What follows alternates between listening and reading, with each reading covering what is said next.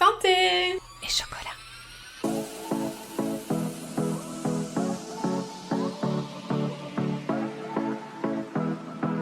Bonjour et bienvenue dans Santé et chocolat, le podcast qui sème les graines d'une vie plus saine tout en gourmandise, où j'aborderai avec vous la nutrition selon une approche métabolique et holistique.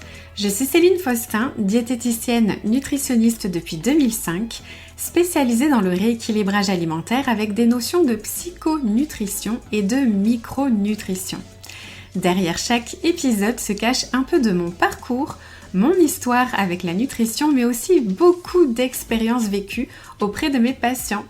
La compréhension du fonctionnement de votre métabolisme est une notion essentielle à mes yeux et je vous le partage ici dans ce podcast. D'ailleurs, j'aborderai les thématiques comme la perte de poids, la productivité, la prévention santé, le sucre, des sujets qui me passionnent et qui sont la base de mes accompagnements. Seule ou avec des invités, je vous partagerai mes conseils simples et applicables instantanément dans votre quotidien. En toute sérénité, vous allez acquérir les connaissances dont vous avez besoin pour vous permettre de vous sentir bien dans votre corps, votre esprit et votre assiette. Installez-vous confortablement, prenez votre boisson préférée et un petit carnet. Je vous souhaite la bienvenue et une belle écoute. Hello et bienvenue dans ce nouvel épisode de Santé et chocolat. Aujourd'hui, on va parler de détox, de résistance à l'insuline et du lien qu'il peut y avoir entre les deux. L'objectif de cet épisode, c'est de vous aider à comprendre pourquoi une résistance à l'insuline peut bloquer la perte de poids et comment une détox ciblée peut aider à relancer le métabolisme en réduisant l'inflammation et la charge toxique du corps. Alors peut-être que vous mangez équilibré, que vous faites attention à vos portions, vous bougez régulièrement et pourtant votre poids refuse de bouger. Vous ressentez une fatigue persistante, des fringales sucrées, un stockage des graisses, surtout au niveau du ventre. Si c'est votre cas, le problème ne vient peut-être pas d'un manque de discipline ou de motivation, mais d'un blocage métabolique plus profond, la résistance à l'insuline. Et si votre corps refusait d'utiliser vos réserves de graisse, non pas par manque de déficit calorique, mais parce qu'il est engorgé de toxines qui l'empêchent de fonctionner correctement. Dans cet épisode, on va voir comment la détoxification joue un rôle clé dans la régulation de l'insuline et comment elle peut vous aider à rééquilibrer votre métabolisme, diminuer l'inflammation et enfin relancer la perte de poids. Alors, on va d'abord parler de l'insuline, donc c'est l'hormone qui contrôle le stockage des graisses. L'insuline, c'est en fait une hormone clé du métabolisme. Son rôle principal, c'est de réguler la glycémie, c'est-à-dire le taux de sucre dans le sang. À chaque fois que vous consommez des glucides, des sucres, en fait, votre pancréas va sécréter de l'insuline pour permettre au glucose de rentrer dans vos cellules et d'être utilisé comme énergie. Le problème commence quand votre corps est exposé à des pics de sucre répétés de par des aliments ultra transformés, des farines raffinées, un excès de glucides à index glycémique élevé. Et du coup, à force d'être sollicité en continu, l'insuline devient moins efficace et vos cellules finissent par ne plus y répondre correctement. Résultat, votre pancréas doit produire encore plus d'insuline pour obtenir le même effet, ce qui entraîne un excès chronique d'insuline dans le sang, c'est ce qu'on appelle l'hyperinsulinémie. Alors pourquoi une insuline trop élevée peut bloquer la perte de poids ? Alors l'insuline, c'est une hormone de stockage. Donc tant qu'elle est élevée, votre corps reçoit un signal lui indiquant de stocker l'énergie sous forme de graisse et non d'utiliser cette énergie et de brûler cette énergie. Ce qui signifie que vous ne puisez plus dans vos réserves de graisse, vous ressentez des fringales fréquentes parce que votre corps dépend du glucose comme énergie et vous stockez davantage de graisse, surtout au niveau abdominal. Mais ce n'est pas tout. Un autre facteur aggrave encore plus ce phénomène, c'est les toxines et l'inflammation chronique. Alors, les toxines, ce sont des perturbateurs hormonaux qui vont bloquer la régulation de l'insuline. Et on est exposé quotidiennement en fait à des toxines dans notre environnement. Par exemple les pesticides, les additifs alimentaires, tout ça c'est contenu voilà, dans les produits transformés. Les perturbateurs endocriniens présents dans les emballages plastiques, les cosmétiques, les produits ménagers. Les métaux lourds aussi, tout ce qui est mercure, aluminium, plomb, c'est présent du coup dans certains poissons, dans l'eau du robinet ou encore dans tout ce qui est amalgame dentaire. Donc toutes ces substances s'accumulent en fait petit à petit dans votre corps et vont perturber le fonctionnement normal des hormones, dont l'insuline. Et en fait un foie surchargé va empêcher la régulation correcte de la glycémie et je vais vous expliquer pourquoi. Alors en fait, le foie joue un rôle fondamental dans la gestion du métabolisme du glucose et de l'insuline. Normalement, il agit un peu comme un tampon qui aide à réguler la glycémie, puisque après un repas, sous l'effet de l'insuline, il va stocker l'excès de glucose sous forme de glycogène. En fait, c'est la réserve de sucre du foie. Donc le sucre que vous avez dans votre sang va être stocké sous forme de glycogène dans le foie. C'est une source énergétique en fait. Après on l'utilise comme énergie. Entre les repas, en fait, il va relâcher du glucose dans le sang pour maintenir une énergie stable. C'est-à-dire que quand votre glycémie est basse, le foie va relâcher du sucre dans le sang pour rééquilibrer. Mais ce foie, lorsqu'il est engorgé par une alimentation inflammatoire, une surcharge de toxines et une accumulation de graisse, en fait, du coup, ce mécanisme il va être perturbé. En fait, il devient moins sensible à l'insuline, ce qui signifie qu'il va beaucoup moins stocker efficacement le glucose et donc il va laisser du sucre circuler dans le sang. Aussi, il va continuer de libérer du glucose même quand c'est pas nécessaire. Donc tout ça, ça contribue à une hyperglycémie persistante. Donc on a toujours une glycémie haute. Et puis, il métabolise moins bien l'insuline, ce qui va favoriser son accumulation et va alimenter évidemment la résistance à l'insuline. Résultat derrière, le pancréas va compenser en produisant encore plus d'insuline, ce qui va renforcer le mode stockage et bloquer évidemment la perte de poids. Autre phénomène, plus il y a de toxines, plus il y a de graisse stockée. En fait, il faut savoir que quand votre corps accumule trop de toxines, il va les stocker dans les cellules graisseuses, en fait, pour les isoler et pour éviter qu'elles circulent librement dans l'organisme. Ce mécanisme, c'est un mécanisme de protection et pourtant, il a quand même des conséquences. C'est-à-dire que plus il va y avoir de toxines, plus les cellules graisseuses vont augmenter de volume. Et du coup, ces cellules graisseuses, plus elles augmentent de volume et plus elles vont produire des molécules inflammatoires, des molécules qui vont aggraver encore plus la résistance à l'insuline, comme par exemple la résistine, les TNF-alpha, la CRP, etc. Et du coup, la graisse devient difficile à éliminer tant que l'inflammation et la toxicité ne sont pas réduites. En d'autres termes, tant que le corps est en surcharge toxique, il aura tendance à stocker plus de graisse et à ne pas y toucher.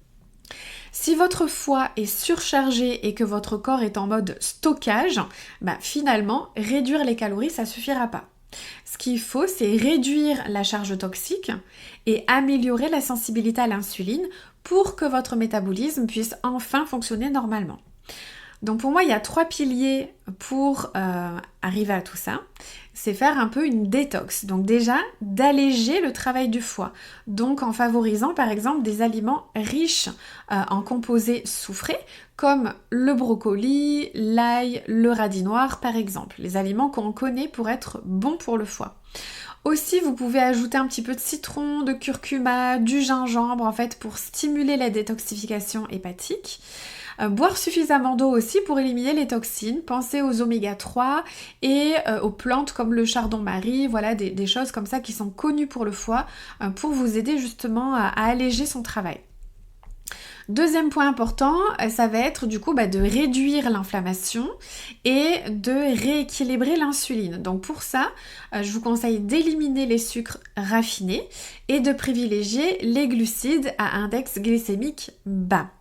Aussi de réduire les aliments riches en oméga 6, donc c'est tout ce qui est à base d'huile de tournesol, de maïs, tout ça on le trouve dans les produits industriels aussi, et de consommer plus d'oméga 3 comme les poissons gras, les graines de lin, l'huile de lin, etc.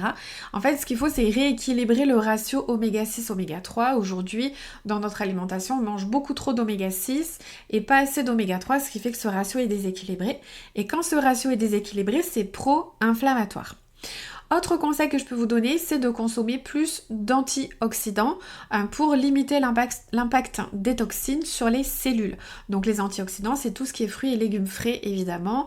Voilà, les oméga 3, c'est très intéressant aussi. Et pour tous les conseils anti-inflammatoires, en fait, je vous invite à écouter l'épisode de podcast numéro 8.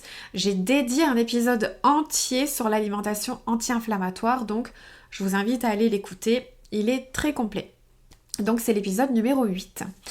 Et puis troisième pilier pour moi, ça va être de soutenir l'élimination des toxines. Donc de favoriser la transpiration de par le sauna, le hammam, l'activité physique par exemple. De renforcer le microbiote intestinal en ayant une santé intestinale optimale et en consommant des aliments fermentés, et aussi de limiter l'exposition aux polluants, donc de filtrer son eau, d'éviter les plastiques chauffés, le tabac, certaines cosmétiques. Voilà, il y a plein de choses comme ça que vous pouvez mettre en place dans votre quotidien pour éviter l'exposition aux polluants.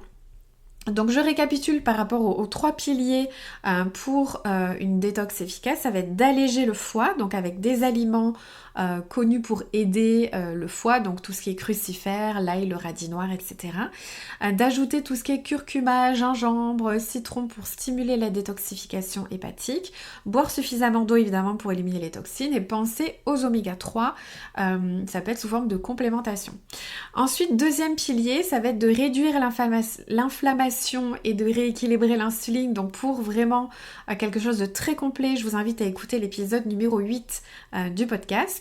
Et troisième pilier, c'est de soutenir l'élimination des toxines, donc favoriser la transpiration, renforcer le microbiote intestinal, parce que c'est lui aussi qui fait barrière, et de limiter l'exposition aussi aux polluants. Donc, vous l'avez compris, lorsque votre corps est surchargé de toxines, il va fonctionner au ralenti. Votre métabolisme se bloque, votre énergie diminue et la perte de poids devient un véritable défi. Tant que votre foie est engorgé, tant que vos cellules sont inflammées, votre corps ne peut pas éliminer les graisses efficacement, même si vous mangez équilibré et si vous faites du sport. Alors du coup, que faire ? La solution, c'est pas dans les restrictions alimentaires extrêmes ou les cures de jus drastiques qui vont fatiguer encore plus votre organisme. La clé, en fait, c'est d'adopter une approche intelligente, progressive et holistique de la détox qui va nourrir votre corps tout en lui permettant d'éliminer efficacement les toxines. Et c'est exactement ce que je vous propose du coup avec mon programme Dietox qui est conçu pour vous accompagner pas à pas vers une vraie transformation. Et ce programme n'ouvre que à la saison du printemps. Donc là, ça y est, il est à nouveau disponible depuis l'an dernier que j'avais fermé les portes. Là, il est disponible cette semaine et en plus en promo. Donc je vous en parle un petit peu. En fait, il s'agit d'une détox en douceur, mais avec des résultats très puissants. Même moi, j'en reviens pas des résultats des patientes de ce programme, c'est juste fou. En fait, en 21 jours, vous allez purifier votre organisme, retrouver votre énergie et harmoniser votre silhouette. Vous allez du coup libérer votre corps des toxines qui le ralentissent, retrouver une digestion légère et un ventre dégonflé, relancer votre métabolisme et sortir du mode stockage, mais aussi apaiser l'inflammation et réguler votre glycémie, dire adieu à la fatigue chronique et aux fringales incessantes, et puis évidemment retrouver une peau éclatante et une sensation de bien-être général. Et tout ça en douceur et avec gourmandise, évidemment. Vous me connaissez, c'est pas pour rien qu'il y a le mot chocolat dans le nom de mon podcast. C'est toujours tout en gourmandise. Et donc, ce qu'il y a dans ce programme, le contenu exact, en fait, vous avez 3 semaines de menu gourmand avec des recettes faciles, liste de courses pour toutes les semaines. Vraiment, vous avez juste à suivre à la lettre. Il y a aussi des vidéos éducatives pour comprendre chaque étape du programme et optimiser votre détox. Il y a aussi des rituels bien-être inspirés de drainage lymphatique, du mouvement, de la respiration, de la médecine traditionnelle chinoise. Il y aura aussi des lives interactifs dans lesquels je vais répondre à toutes vos questions. Il y a aussi un groupe privé Facebook pour qu'on puisse toutes se soutenir et toutes du coup partager nos résultats. Et il y a aussi des petites surprises avec des expertes que je fais intervenir qui en fait vous guideront dans des pratiques de respiration, de drainage pour activer naturellement en fait la détox.